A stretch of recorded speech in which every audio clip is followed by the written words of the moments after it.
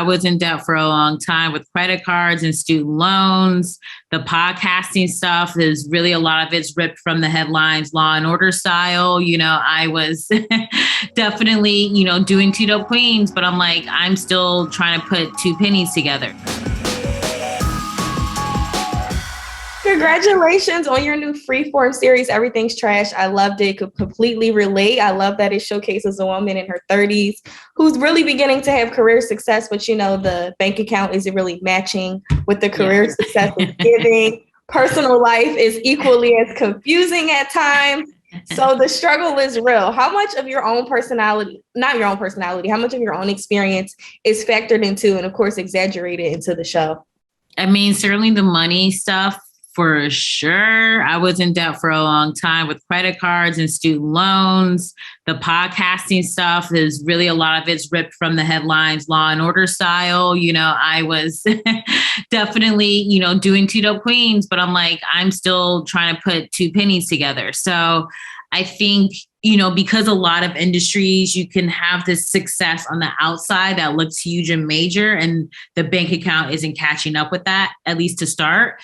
And so I really just kind of wanted to show that kind of experience. I think a lot of times people feel as though, okay, once you hit 30, then everything turns around and boom, boom, boom, boom, boom. And I'm like, sometimes your career takes off later. Maybe it's not until like your early 30s or your mid 30s that things really start popping for you. So I really wanted to show that experience, especially having it set in Brooklyn and we're shooting around places like Crown Heights, just really shows sort of a more authentic side of Brooklyn and sort of what that struggle can be like.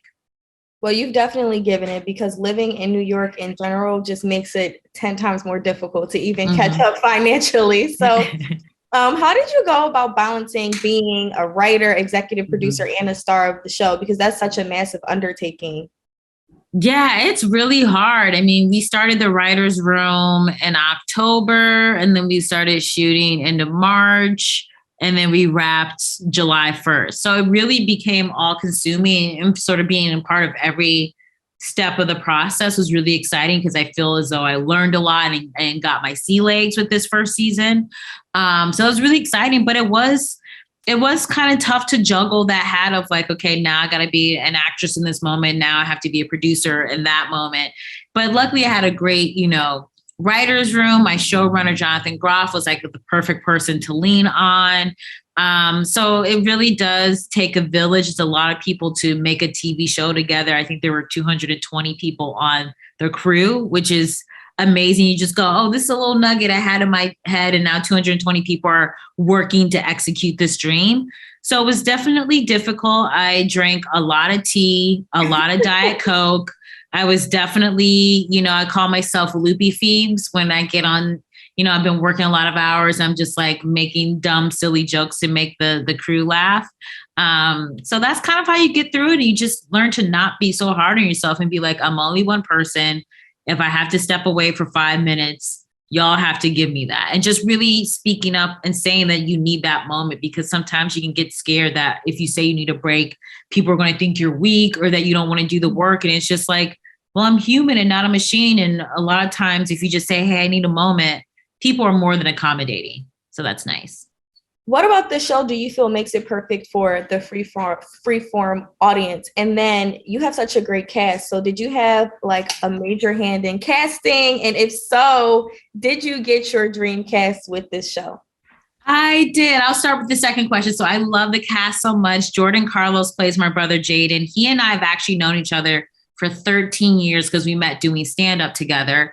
And when I was writing, this character, I wrote a Jordan Carlos type. And then I was like, hey, can you audition for this? I think you might be perfect for it. And of course he was. And, it was really interesting because we were doing all this casting during COVID. So everything was like a Zoom audition, which is always kind of weird.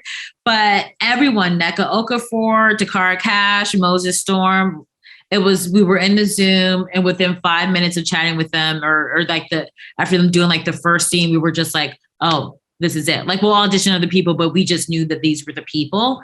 And so we really just have this great chemistry together as 5 people. And so that's really exciting. And then I think what's really great about Freeform is, you know, they're in a moment right now where they're, yes, they want to have like the grownish and sort of show like what life is like in your 20s, but also with single drunk female. And certainly with this show, it's like, okay, these are now people in their 30s who are still trying to figure it out. And I really like that Freeform is this place that's really sort of advocating for, you know, watching a journey of women growing at every stage of their life and really sort of talking about some issues that are real.